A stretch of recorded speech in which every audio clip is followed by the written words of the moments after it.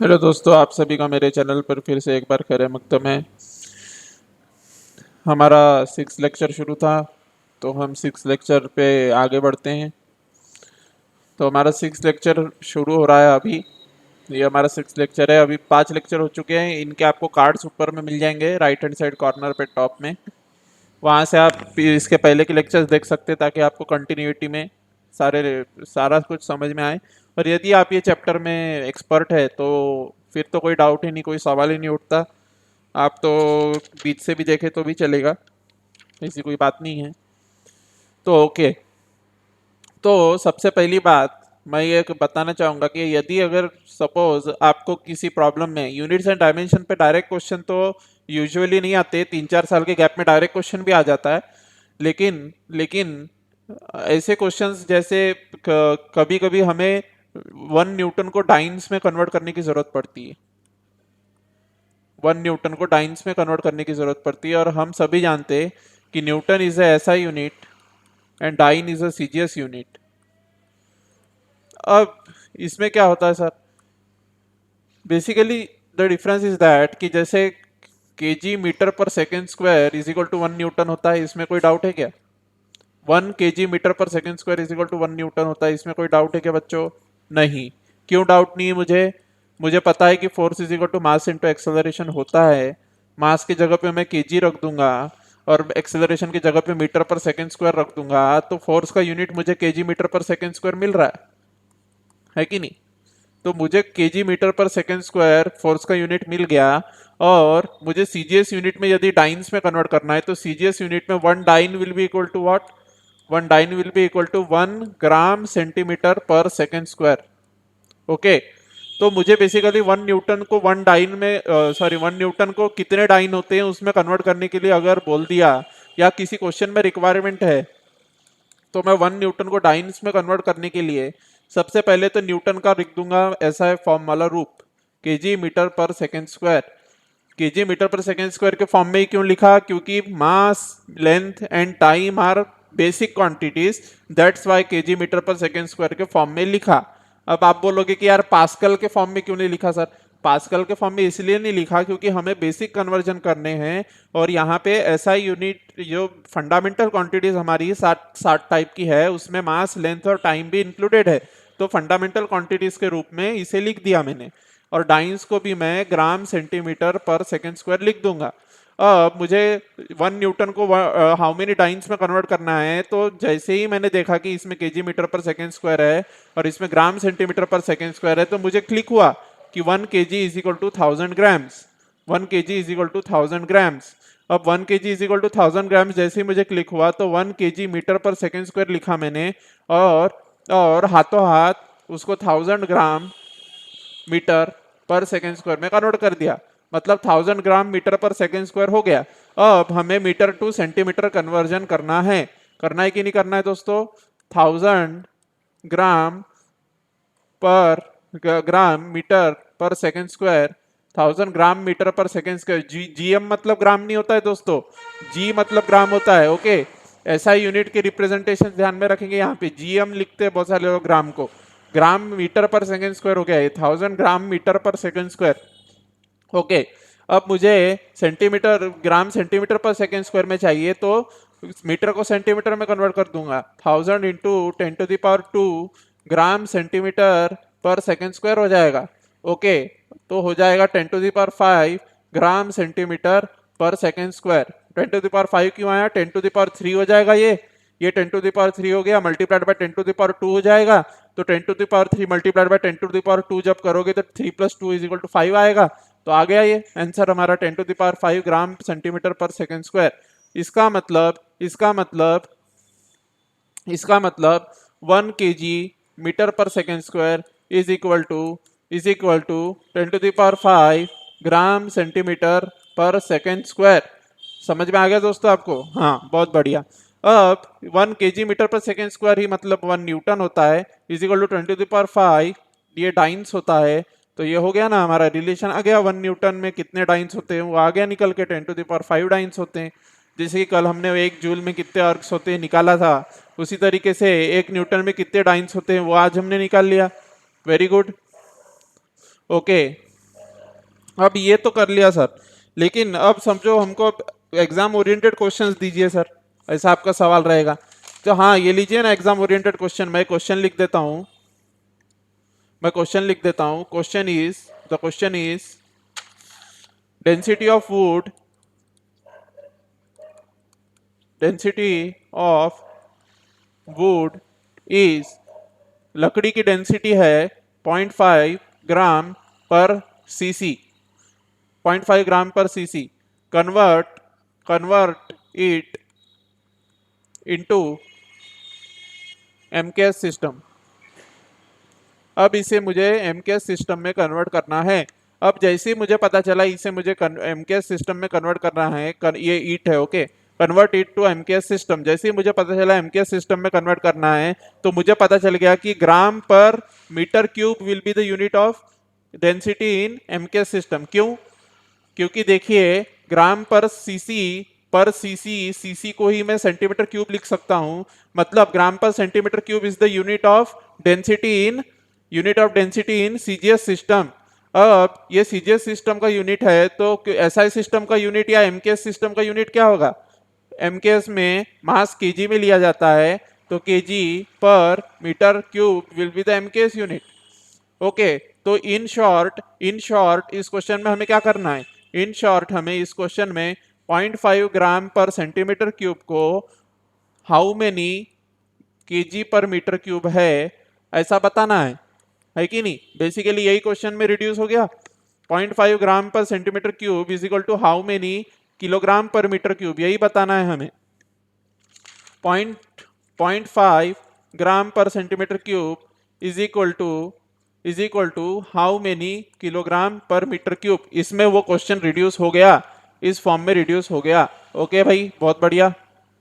अब इस फॉर्म में अगर ये क्वेश्चन रिड्यूस हो जाता है तो मैं लिखूंगा 0.5 gram per centimetre cube is equal to, मैं जानता हूं कि 1 किलोग्राम में 1000 ग्राम्स आते हैं, 1 किलोग्राम में 1000 ग्राम्स आते हैं, इसका मतलब 1 किलोग्राम में 10⁻³ ग्राम्स आते हैं। बहुत बढ़िया। तो फिर 1 ग्राम में कितने किलोग्राम आएंगे? 10⁻³ किलोग्राम आएंगे, इसमें कोई शक है क्या? नहीं। अब मल्टीप्लाई कर दीजिए बोथ द साइड 0.5 से, तो बोथ द साइड 0.5 से मल्टीप्लाई मैंने जैसे ही किया तो 0.5 gram is equal to 0.5 into 10⁻⁴ KG आ गया। बहुत बढ़िया सर। तो इसका मतलब स्टेप बाय स्टेप हम आगे बढ़ेंगे। तो ग्राम को कर दिया किलोग्राम में कन्वर्ट, और सेंटीमीटर को छुआ भी नहीं, तो सेंटीमीटर को नहीं छुआ तो 0.5 इंटू 10⁻⁴ किलोग्राम, और सेंटीमीटर क्यूब ही रहा। अब हमारा क्वेश्चन रिड्यूस हो गया कि 0.5 इंटू 10⁻⁴ किलोग्राम पर सेंटीमीटर क्यूब को किलोग्राम पर मीटर क्यूब में कन्वर्ट करना है। ओके भैया, बहुत सही। तो 0.5 into 10⁻⁴ kilogram per metre cube को, पर सेंटीमीटर क्यूब को मुझे किलोग्राम पर मीटर क्यूब में कन्वर्ट करना है। ये बच गया क्वेश्चन। अब तो मैंने जैसे ही देखा, ये 10⁻³ आएगा, पिछले स्लाइड में 10⁻³ था। ओके, तो 0.5 इंटू 10⁻³ किलोग्राम पर सेंटीमीटर क्यूब को मुझे इसमें कन्वर्ट करना है, ये मुझे समझ में आ गया। अब 1 centimetre is equal to 10⁻² metres होता है। ये कैसे आया सर? आप सभी जानते हैं कि 1 मीटर में 10⁻² सेंटीमीटर होते हैं, 100 को ही मैंने 10⁻² लिखा। अब इसी को इस फॉर्म में कन्वर्ट कर दिया, फिर 1 centimetre is equal to 10⁻² metres. तो अगर मैं बोथ द साइड क्यूब लेता हूं, तो 1 centimetre will be equal to 10⁻⁶ metre cube. 1 centimetre cube will be equal to 10⁻⁶ metre cube, है कि नहीं? तो मैं यहाँ पे जो सेंटीमीटर क्यूब दिख रहा है मुझे, उसकी जगह पे 10⁻⁶ मीटर क्यूब अगर सब्सटीट्यूट कर दूं तो मेरा आंसर आ जाएगा। मतलब इसी को मैं 0.5 इंटू 10⁻³ को ये लिख दिया, किलोग्राम पर सेंटीमीटर क्यूब है, तो 1 सेंटीमीटर क्यूब की जगह पे 10⁻⁶। तो जैसे ही मैंने ये सब्स्टिट्यूट किया, किलोग्राम पर मीटर क्यूब लिखना पड़ेगा। तो आंसर आ जाएगा 5 into 10⁻², kilogram per metre cube. Okay दोस्तों, फिर से एक बार देख लेंगे, यदि आपको डाउट है तो फिर से एक बार देख लीजिए।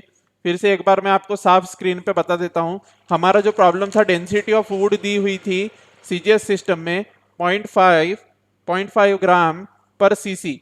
0.5 gram per CC was the density of would given in CGS units. अब इसे हमें एमकेएस यूनिट्स में कन्वर्ट करना था, इसे हमें एमकेएस यूनिट्स में कन्वर्ट करना था।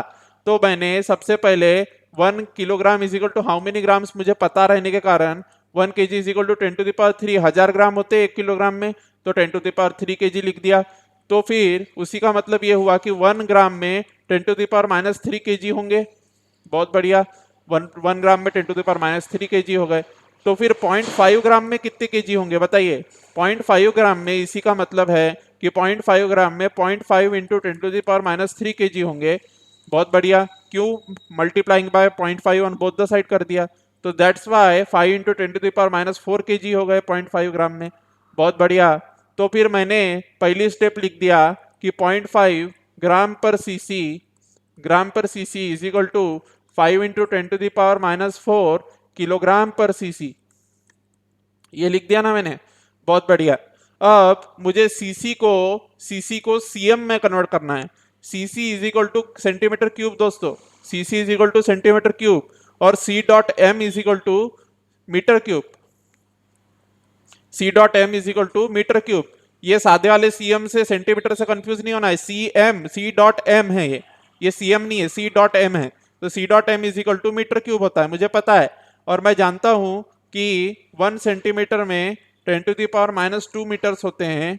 क्यों? ये कैसे आया? तो ये इससे आया कि 1 metre is equal to 100 centimetre.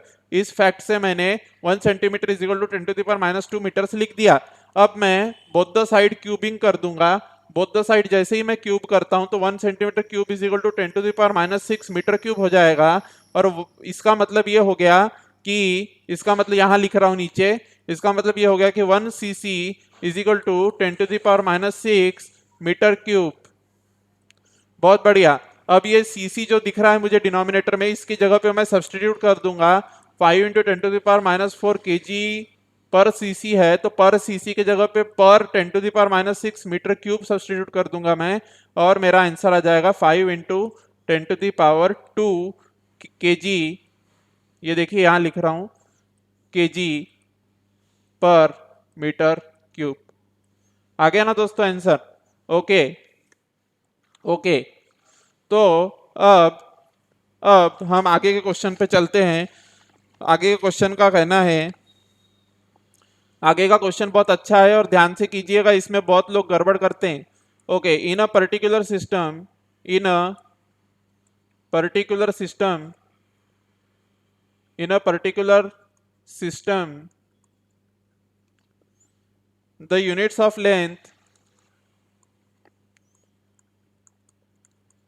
the units of length, mass and time are chosen to be 10 centimeter, 10 grams, 0.1 second respectively. The unit of force in this system, the unit of force in this system is, the unit of force in this system is, option number A is, आपका option number A है 0.1 Newton, आपका option number B है। Question note करना है दोस्तों, मैं question मिटाने वाला हूं, इसलिए आप क्वेश्चन नोट करके रखे। पॉइंट सी है 10 न्यूटन और ऑप्शन नंबर डी है 100 न्यूटन। तो अब ये क्वेश्चन सॉल्व करते हैं। ओके, क्वेश्चन नोट कर लीजिएगा। अब बताया क्या गया है हमें कि किसी पर्टिकुलर सिस्टम ऑफ यूनिट्स में लेंथ, मास और टाइम के जो यूनिट्स है उसे 10 सेंटीमीटर, 10 ग्राम्स और 0.1 सेकेंड में रिड्यूस कर दिया गया है। ओके, अब इसी सिस्टम में मुझे यूनिट ऑफ फोर्स न्यूटन में निकालना है। ओके, तो देखिए अब यहाँ पे आपको कंफ्यूज नहीं होना है। मैं एक काम करता हूं कि जो न्यू सिस्टम है, जो न्यू सिस्टम ऑफ यूनिट्स है उसको कैपिटल से डिनोट कर देता हूं, मैं कैपिटल से डिनोट कर देता हूं। तो 1 capital C capital M is equal to 10 centimetre हो गया, 1 capital G is equal to 10 grams हो गया, और 1 capital S is equal to 1 second हो गया। बहुत बढ़िया। इसका मतलब क्या हुआ कि यूनिट ऑफ फोर्स जो न्यू सिस्टम में होगा, आप सभी जानते हैं कि unit of force centimetre, gram centimetre per second square होता है।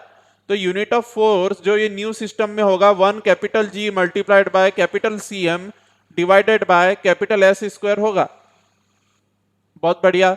अब मुझे पता है कि 1 capital C M is equal to 10 centimetre, 1 capital G is equal to 10 gram. तो मैं यहाँ पे सब्सटीट्यूट करते जाता हूँ वैल्यूज। 10 ग्राम सब्सटीट्यूट कर दिया, 1 कैपिटल सी एम की जगह 10 सेंटीमीटर सब्सटीट्यूट कर दिया, और सेकेंड स्क्वायर की जगह पे तो ये यहाँ 0.1 है। ओके, यहाँ पे 0.1 है, तो कैपिटल एस की जगह पे मैंने सब्सटीट्यूट कर दिया 0.1 स्क्वायर। ओके, तो ये हो जाएगा 100 ग्राम centimetre per 10 to the power -2 second square, which is equal to 10 to the power 4 gram centimetre per second square.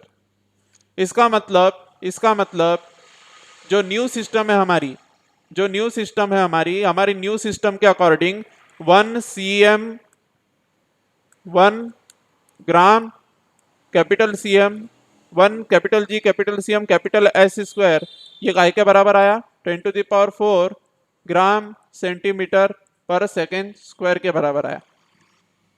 Okay, मैंने कुछ नहीं किया, सिंपली जो कन्वर्जेंस दिए हुए हैं 1 capital G is equal to 10 to the power 1 centimetre दिया था, 1 capital C M is equal to 10 दिया था, और सेकेंड जो है पर कैपिटल एस का वैल्यू मैंने ये कंसीडर किया है, ये सिंबल्स मैंने कंसीडर किए जानबूझ के न्यू यूनिट्स की रेखा चित्र रखने के लिए, न्यू यूनिट्स का सिनेरियो रखने के लिए जो रिलेटेड कैपिटल टर्म्स है वो रखी मैंने बस स्मॉल की जगह।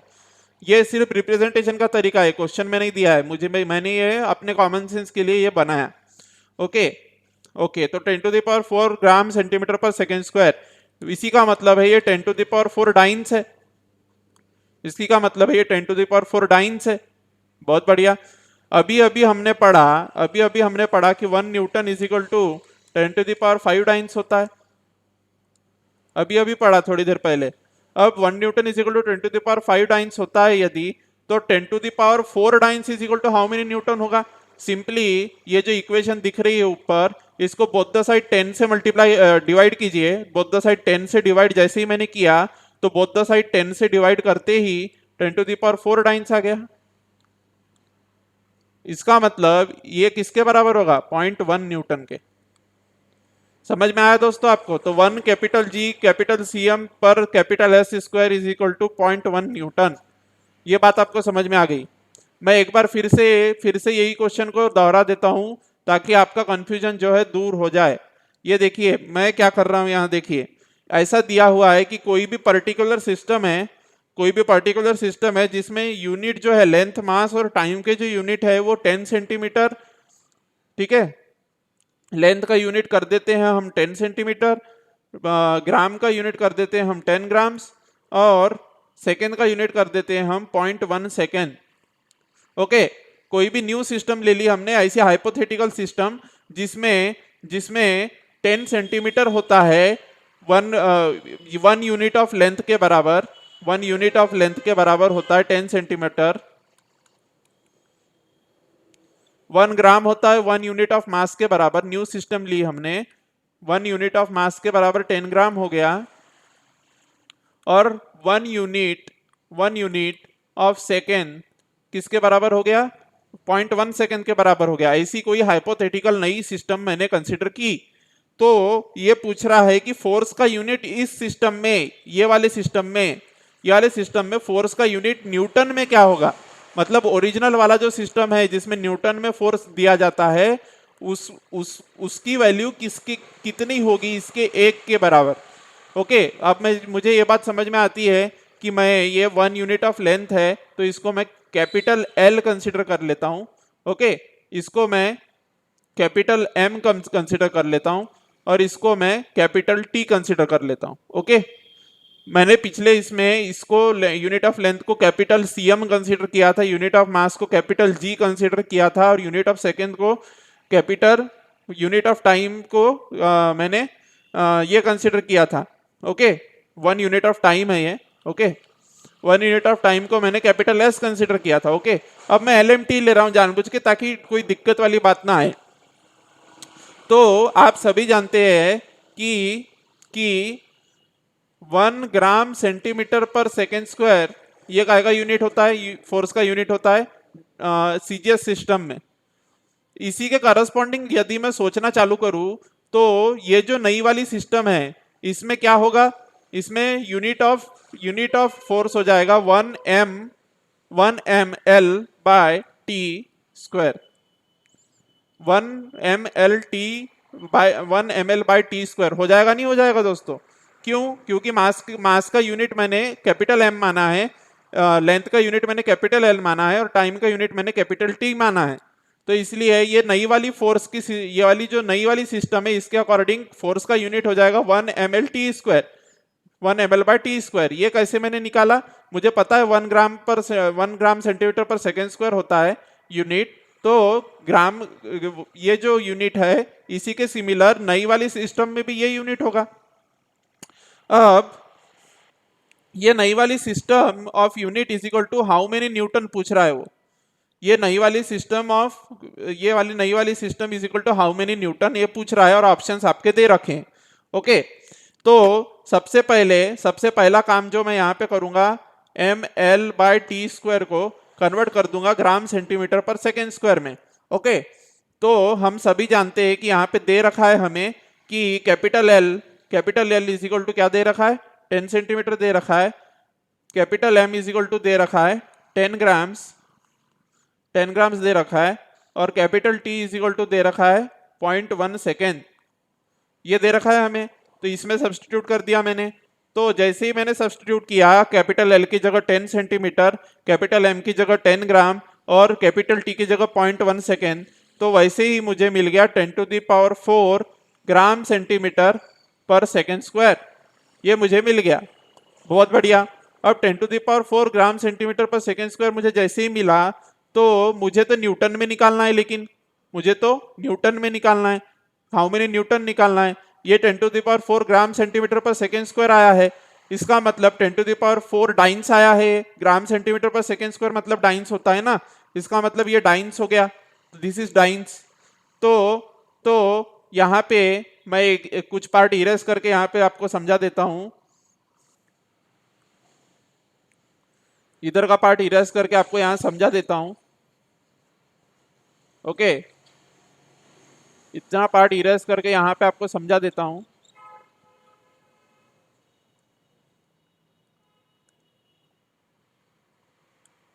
अब देखिए दूसरा पेन का रंग लेके, ये देखिए यहाँ पे, इधर देखिए left hand side top corner पे। अब मुझे पता चल गया कि 1 capital M L by T square, 1 capital M L by T square is equal to 1 capital M L by T square is equal to 10⁴ gram centimetre per second square था। यहाँ पे gram centimetre per second square था, उसी को मैंने dice लिख दिया, वही डाइंस के बराबर होता है मुझे पता है, तो डाइंस लिख दिया। अब 10⁴ डाइंस हो गया।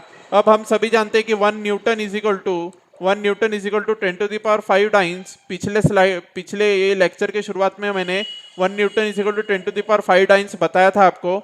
तो इसके अकॉर्डिंग ही ये जो इक्वेशन रेड कलर में लिखा है, इसी को बोथ द साइड 10 से डिवाइड कर दीजिए। बोथ द साइड 10 से जैसे ही आप डिवाइड करेंगे तो 0.1 newton is equal to 10⁴ dynes निकल के आएगा, है कि नहीं? और हमें यहाँ पे 10 टू द पावर 4 टाइम्स मिला है। 1 capital M L by T square काय के बराबर मिला है, 10 टू द पावर 4 टाइम्स के बराबर मिला है। इसका मतलब ये हो जाएगा 0.1 न्यूटन के बराबर। तो आपने अगर ऑप्शंस देखे होंगे तो आपके ऑप्शंस में आपने क्वेश्चन नोट डाउन यदि किया होगा तो option number A was the answer, 0.1 Newton. इस तरीके के क्वेश्चंस आपके एग्जाम में पूछे जाते हैं और आपके डीपीपी में भी पूछे जाते हैं। तो ये क्वेश्चंस बहुत जो है इंपॉर्टेंट क्वेश्चंस है। अब मैं आपको आगे का और एक क्वेश्चन कराने वाला हूं।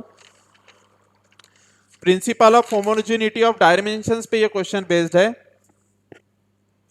ओके, अब principle of homogeneity of dimensions क्या होता है ये जान लीजिए। Principle of homogeneity of dimensions, principle of homogeneity of dimensions. अब principle of homogeneity of dimensions के अकॉर्डिंग किसी भी फॉर्मूला में जैसे F is equal to mass into acceleration होता है, तो हमने जो अभी तक सीखा वही है बेसिकली। इसका मतलब यह है कि लेफ्ट हैंड साइड के डायमेंशंस, हमको पता है लेफ्ट हैंड साइड के units is equal to right hand side के यूनिट्स होते हैं। इसी का मतलब लेफ्ट हैंड साइड के डायमेंशंस राइट हैंड साइड के डायमेंशंस के बराबर होंगे, डायमेंशंस। ओके, ये है principle of homogeneity of dimensions. इसी को अंग्रेजी में लंबा चौड़ा लिखा हुआ होता है। अब मैं इसी के आधार पे एक क्वेश्चन यहाँ पे आपको करवा देता हूं। यहाँ पे आपको एक क्वेश्चन करवा देता हूं इसी के आधार पर कि check the correctness of the following formulas using principle of homogeneity of dimensions।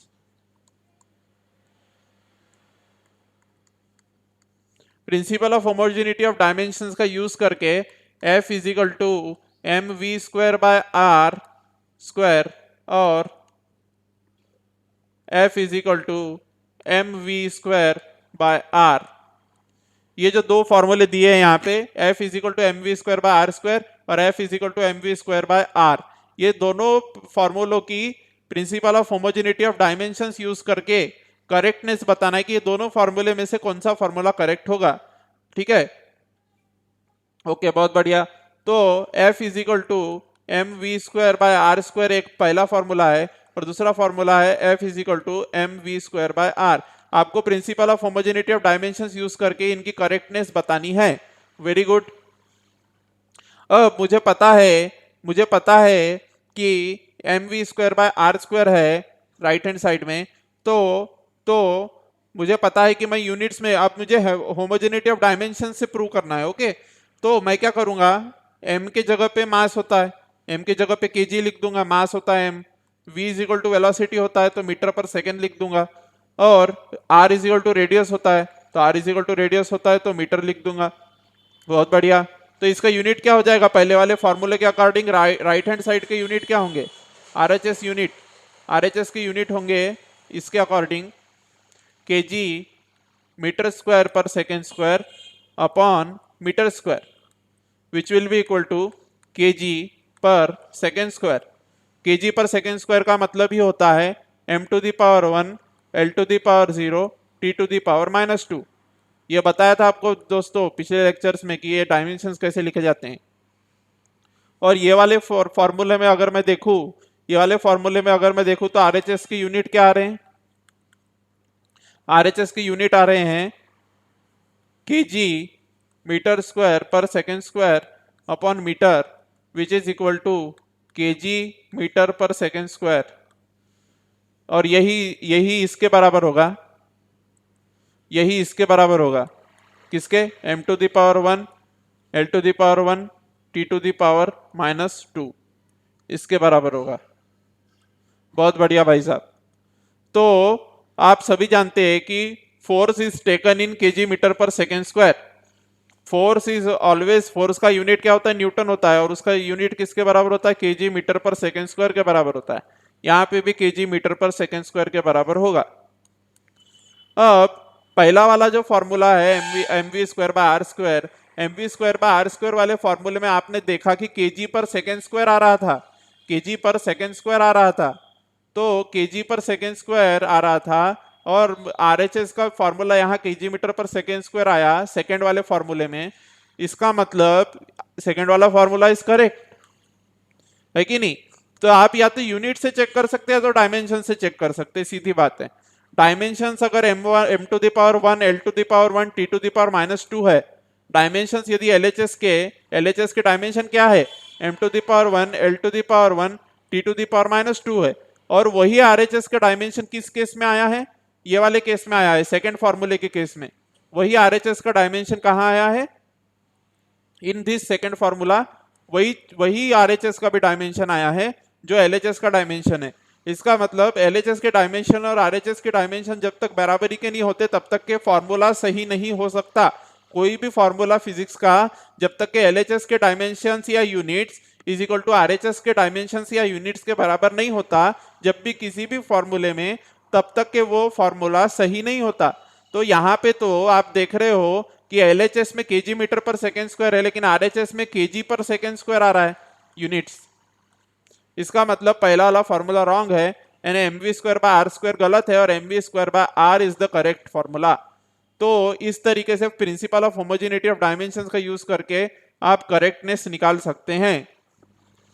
Okay, अब और एक फॉर्मूला, और एक यहाँ पे क्वेश्चन दे रहा हूं मैं।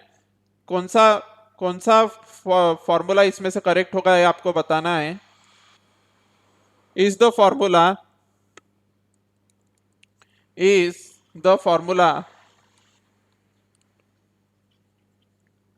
S is equal to ut plus half at square dimensionally correct?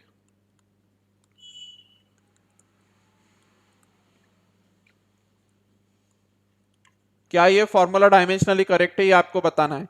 तो आप वेरीफाई कर सकते हैं। लेफ्ट हैंड साइड में क्या है? लेफ्ट हैंड साइड में एस है, एस मतलब डिस्प्लेसमेंट है। डिस्प्लेसमेंट मतलब मीटर में आएगा, मीटर में आएगा तो L to the power 1 T to the power 0 theta to the power 0। Temperature तो है ही नहीं, टाइम तो है ही नहीं, मास तो है ही नहीं। तो इसका मतलब लेफ्ट हैंड साइड के डायमेंशन ये हो गए। आरएचएस के डायमेंशन चेक करेंगे।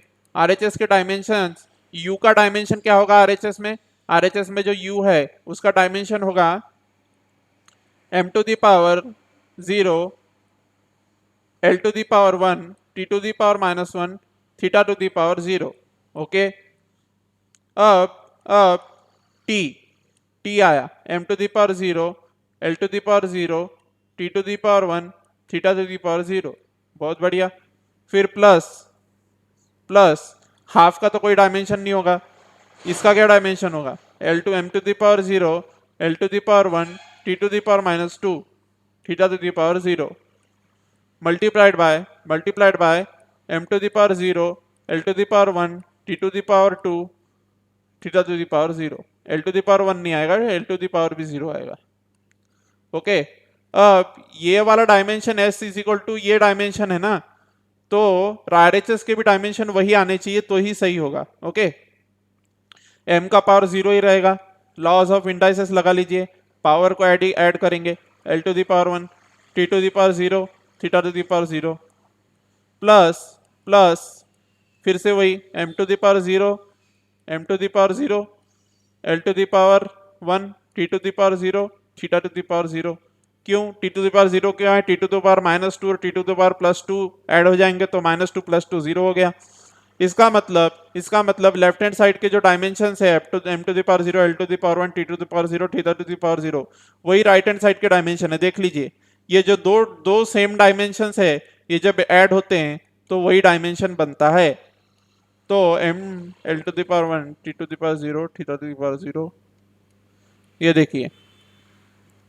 तो ये हो गया आपका ये इसलिए ये जो फॉर्मूला है S is equal to UT plus half VT square ये डायमेंशनली करेक्ट है, ये आपको पता चल गया। ओके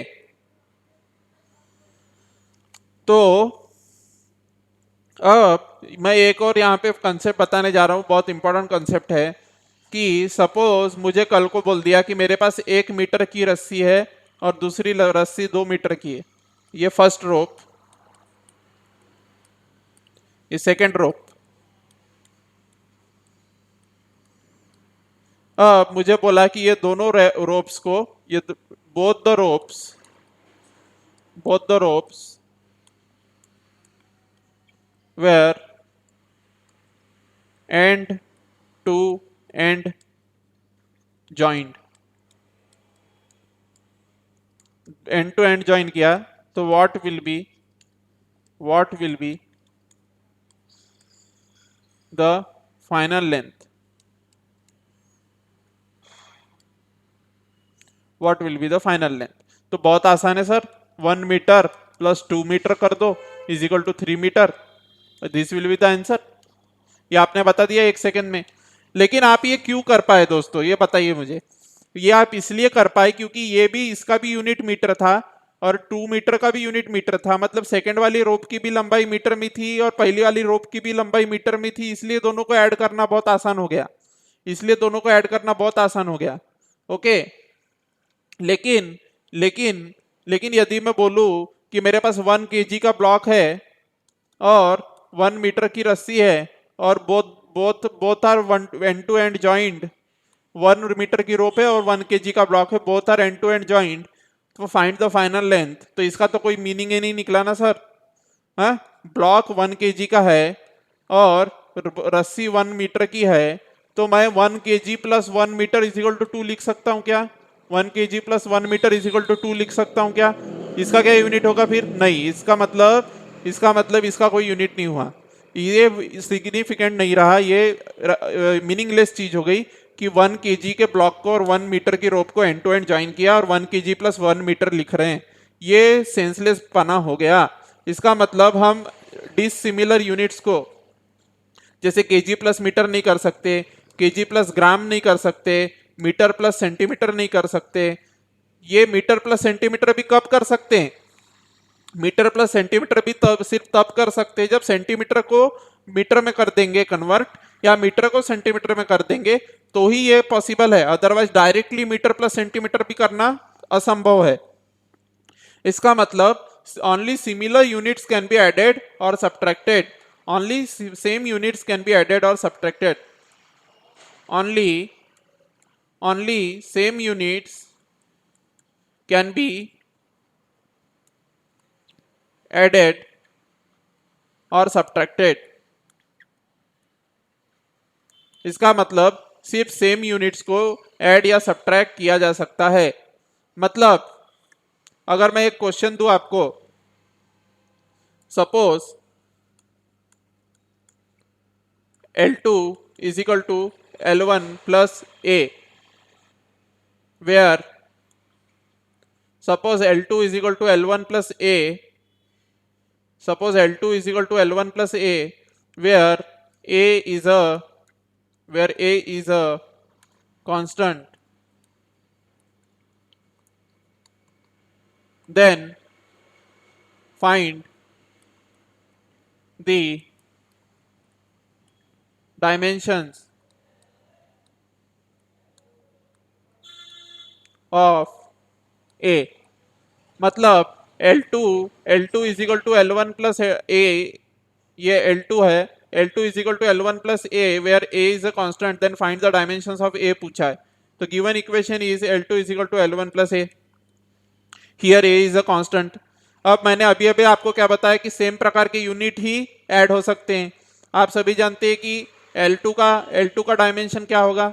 L2 का डायमेंशन होगा L to the power 0, L to the power 1, T to the power 0। बहुत बढ़िया। थीटा तो पिक्चर में ही नहीं है, तो थीटा लिया ही नहीं, थीटा इन टेम्परेचर लिया ही नहीं। L1 इज इक्वल टू क्या है बताइए? m to the power 0, L to the power 1, T to the power 0। Okay, बहुत बढ़िया। अब आपने अभी अभी बताया सर कि डायमेंशन सेम होना चाहिए तभी ऐड कर सकते हैं। डायमेंशन सेम होना चाहिए तभी ऐड कर सकते हैं। इसका मतलब ए के डायमेंशन क्या होना चाहिए, L1 के बराबर होना चाहिए। इसका मतलब ए के डायमेंशन क्या हो जाएंगे, m⁻0 L⁻1 यानी सेम एज L1। ए के डायमेंशन भी L1 के बराबर हो जाएंगे। और सेम डायमेंशन वाली चीजों को हम ऐड करते हैं, तो जैसे 1 metre plus 2 metre is equal to 3 metre किया था, तो लेफ्ट हैंड साइड का यूनिट राइट हैंड साइड की यूनिट के बराबर आना चाहिए। तो देखिए राइट हैंड साइड का डायमेंशन भी m⁻0 L⁻1 T⁻0 है, लेफ्ट हैंड साइड का भी डायमेंशन L1 प्लस ए करोगे तो m⁻0 L⁻1 T⁻0 ही आने वाला है। इसका मतलब ए कांस्टेंट की यहाँ पे डायमेंशंस आपने निकाल ली। ये क्वेश्चन तो बहुत आसान था, लेकिन लेकिन लेकिन मैं अलग क्वेश्चन भी दे सकता हूं। अब आपको मैं बता रहा हूं कि सपोज अभी एक और आसान सा क्वेश्चन लेने की बारी आ गई। सपोज 1 मीटर लेंथ रोप, एक रस्सी की लेंथ, फर्स्ट रोप है ये 1 मीटर लेंथ है और दूसरे रोप की लेंथ 1 सेंटीमीटर है। तो मुझे बोला कि फाइनल लेंथ बताओ, इनको अगर एंड टू एंड ज्वाइन कर दिया, एंड टू एंड ज्वाइन किया, यहां से सपोज ज्वाइन किया ये दोनों रस्सियों को, तो एंड टू एंड ज्वाइन की हुई रस्सियों की इसकी लेंथ बताओ। तो आप directly 1 metre plus 1 centimetre is equal to 2 metre plus centimetre, ऐसा करते हो क्या कभी? ऐसा कभी नहीं कर सकते। इसका मतलब यूनिट्स और डायमेंशंस दोनों सेम होना पड़ेगा, दोनों दो क्वांटिटी को ऐड करने के लिए। अब 1 मीटर प्लस 1 सेंटीमीटर को 1 सेंटीमीटर को मैंने लिख दिया 0.01 मीटर। जैसे ही ये लिखा मैंने तो 1.01 मीटर मेरी आंसर आ गई। या तो फिर दूसरा तरीका है, मीटर को सेंटीमीटर में कर लो। 1 metre is equal to 100 centimetre, तो 100 सेंटीमीटर लिख दिया मैंने, प्लस 1 सेंटीमीटर लिख दिया, which is equal to 101 centimetre. तो या तो मीटर को सेंटीमीटर में कर लो या तो सेंटीमीटर को मीटर में कर लो, बात तो एक ही है। लेकिन यहाँ पे और एक फैक्ट मैं ये बताने जा रहा हूं दोस्तों, और एक फैक्ट ये बताने जा रहा हूं यहाँ पे कि जैसे सपोज डायमेंशंस सीजीएस यूनिट में, जैसे सीजीएस यूनिट में फोर्स का यूनिट क्या होता है, सीजीएस यूनिट में ये होता है, तो डायमेंशंस क्या आएंगे, m⁻1, क्यों, ग्राम मास का यूनिट है, तो मैंने m⁻1 लिख दिया। सेंटीमीटर लेंथ का यूनिट है तो L⁻1 लिख दिया। टाइम, सेकेंड टाइम का यूनिट है तो T⁻⁻2 लिख दिया, डिनोमिनेटर में इसलिए माइनस पावर।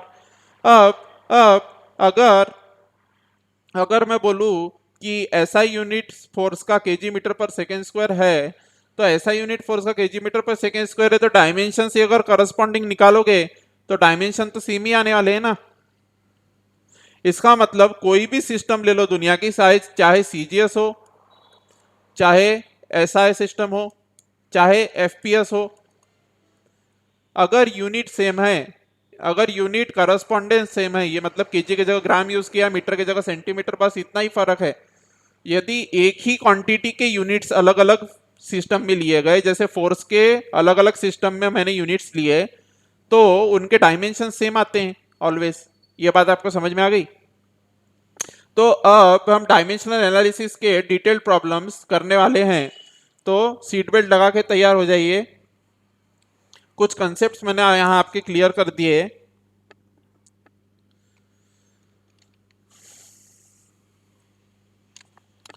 तो एक क्वेश्चन लीजिए, ये आखिरी क्वेश्चन आज के लेक्चर का। The if energy E, velocity V,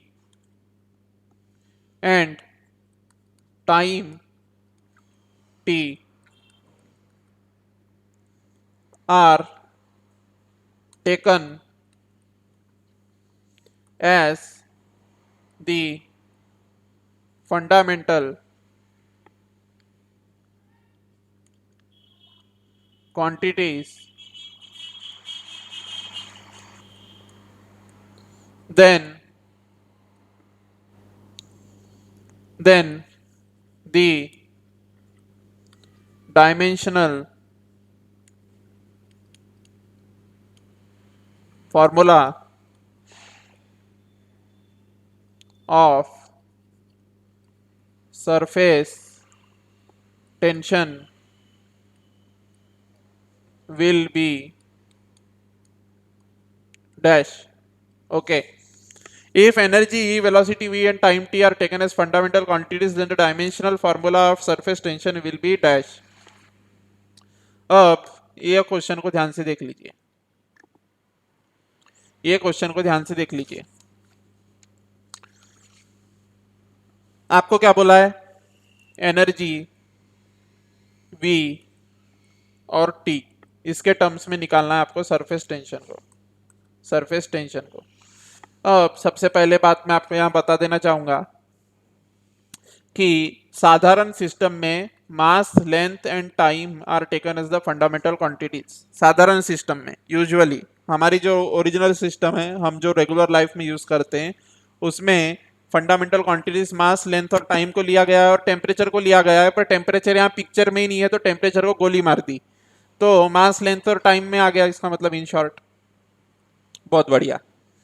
अब एनर्जी, वेलोसिटी और टाइम के, अगर एनर्जी, वेलोसिटी और टाइम को फंडामेंटल क्वांटिटीज मान लेंगे तो सरफेस टेंशन का डायमेंशनल एनालिसिस के अकॉर्डिंग क्या आएगा, ये पूछा गया है। तो सरफेस टेंशन मैं ऐसा लिख दूंगा, by principle of homogeneity of dimensions. तो मैं लिख दूंगा principle of homogeneity of dimensions के according E is directly proportional to E to the power x, V to the power y और T to the power z लिख दूंगा, जहां पे E, V और T है dimensional formula of energy, velocity and time.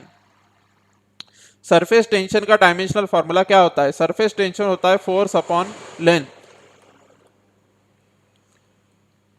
Force upon length होता है तो kg मीटर पर second square divided by metre, which will be equal to kg per second square, which is equal to m to the power 1 l to the power 0 t to the power -2। बहुत बढ़िया। तो मैं लिख दूंगा m to the power 1 l to the power 0 t to the power -2 is equal to constant, constant multiplied by e to the power x, v to the power y, t to the power z। बहुत बढ़िया, बहुत बढ़िया। Okay, अब next slide ले लेते हैं। m to the power 1 l to the power 0 t to the power -2 is equal to constant, constant multiplied by e to the power x, v to the power y, t to the power z। ठीक है, बहुत बढ़िया। अब energy का हमको पता है कि kg मीटर स्क्वायर पर सेकेंड स्क्वायर होता है यूनिट एनर्जी का। बहुत बढ़िया। इसका मतलब m to the power 1 t to the power 2 sorry m to the power 1 l to the power 2 t to the power -2 होता है। वेलोसिटी का क्या होता है? मीटर पर सेकेंड होता है, इसका मतलब l to the power 1 t to the power -1 होता है। टाइम का क्या होता है? t टू द पावर 1 होता है।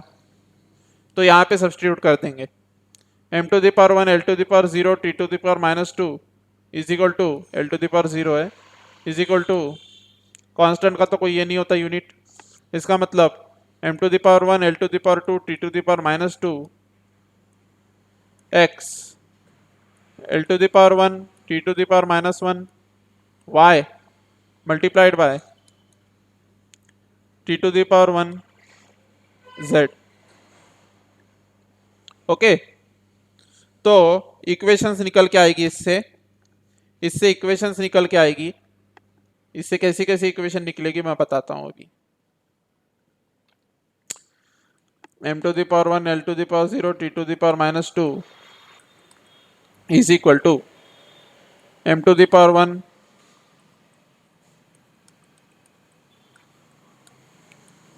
Multiplied by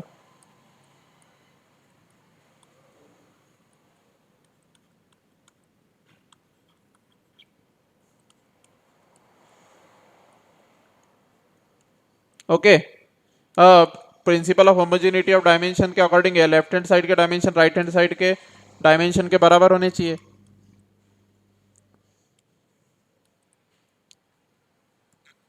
l to the power x plus Y t to the power -2x minus Y plus Z. इसमें कोई शक है क्या बच्चों? इसमें कोई शक नहीं है sir. x is equal to 1 दिख रहा है मुझे, x plus y is equal to 0 है, that's why y will be equal to -1 and मैं यहाँ सब्सटीट्यूट कर दूंगा -2 into 1 minus of -1 plus z is equal to -2, तो z इज इक्वल टू निकल के आएगा मेरा -1। Okay, z is equal to -1 निकल के आएगा कि नहीं बच्चों, बताइए।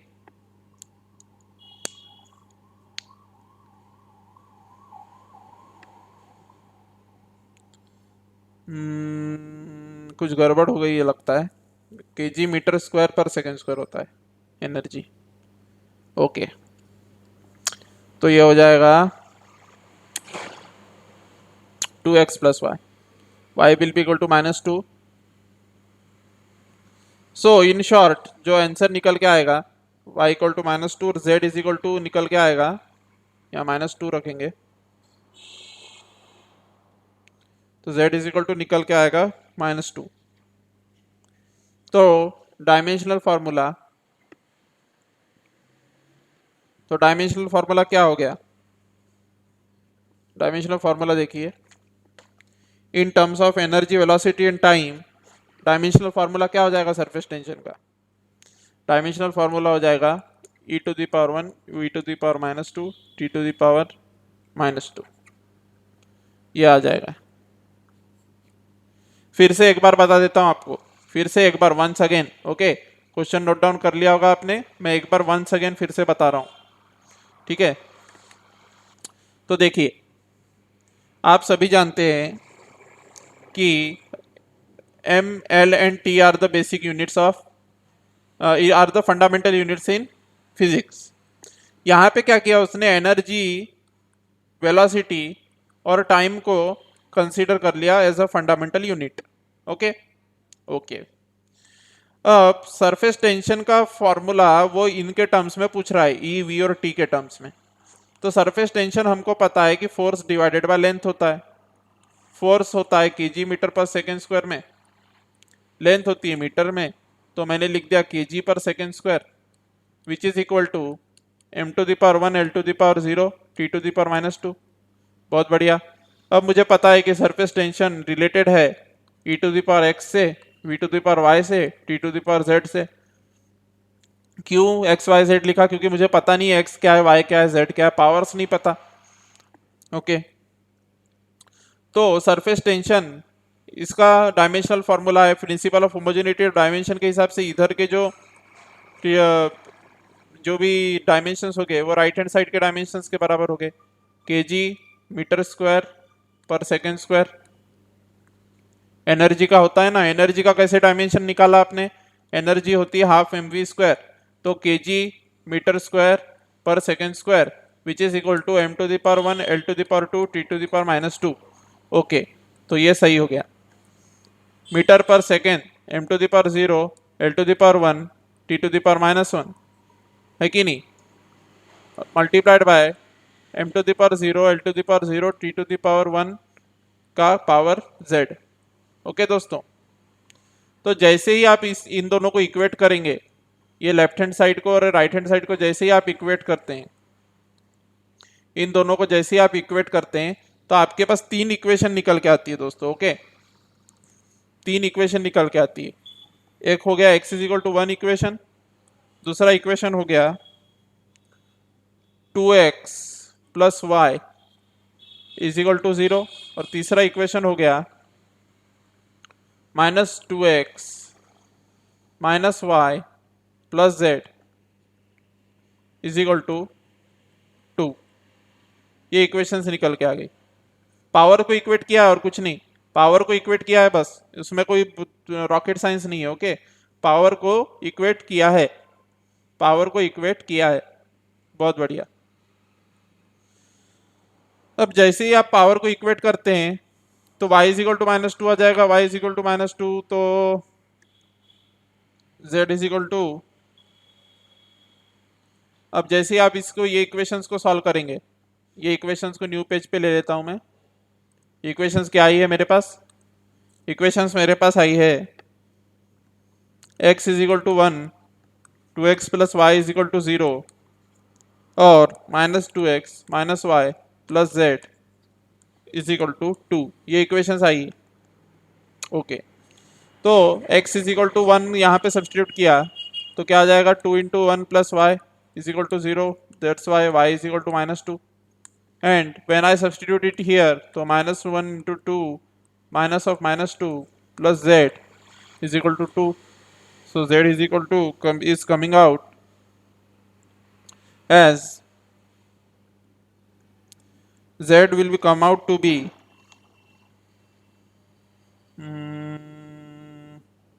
-2 plus 2, z will come out to be, इस इक्वेशन को सॉल्व करने के बाद में आपको पता चलेगा कि जो z है ये माइनस इक्वेशन नहीं आएगी, ये प्लस 2x आएगा दोस्तों, ये +2x है। ओके, ये +2x है। Okay, so z will come out to be -2, so your answer will be e to the power 1 v to the power -2 t to the power -2। कहाँ सब्सटीट्यूट किया, वो जो e to the power x, e to the power y और e to the power z लिया था ना, v to the power y और t to the power z लिया था, वहीं पे ये x y z की जो वैल्यूज आई x y और z की, वो यहाँ पे सब्सटीट्यूट कर दी, बस इतना ही किया है और कुछ नहीं है, रॉकेट साइंस कुछ भी नहीं है उसमें। ओके, तो ये हो गया आंसर। तो इस तरीके से आपको जो है प्रॉब्लम सॉल्व करने हैं। यहाँ पे मैं थोड़ा अटक गया था क्योंकि बोर्ड पे पढ़ाते समय आसान जाता है दोस्तों, इलेक्ट्रॉनिक पेन और पेपर से समझाते समय आप साथों साथ ट्राई करेंगे ना तो आपको पता चलेगा कि ये प्रॉब्लम बहुत आसान था। अब नेक्स्ट प्रॉब्लम मैं आपको नेक्स्ट वीडियो में करवाऊंगा। आपको बहुत सारे ढेर सारे एग्जांपल्स यहाँ पे मैं सॉल्व कराने वाला हूँ, आपको खुद होके भी सॉल्व करने पड़ेंगे और मैं आपको मतलब पूरा परफेक्ट बना के छोड़ूंगा इस टॉपिक में। ओके ओके, तो तब तक के लिए गुड बाय, और मेरे वीडियोस को लाइक सब्सक्राइब और शेयर करते रहें। Thank you.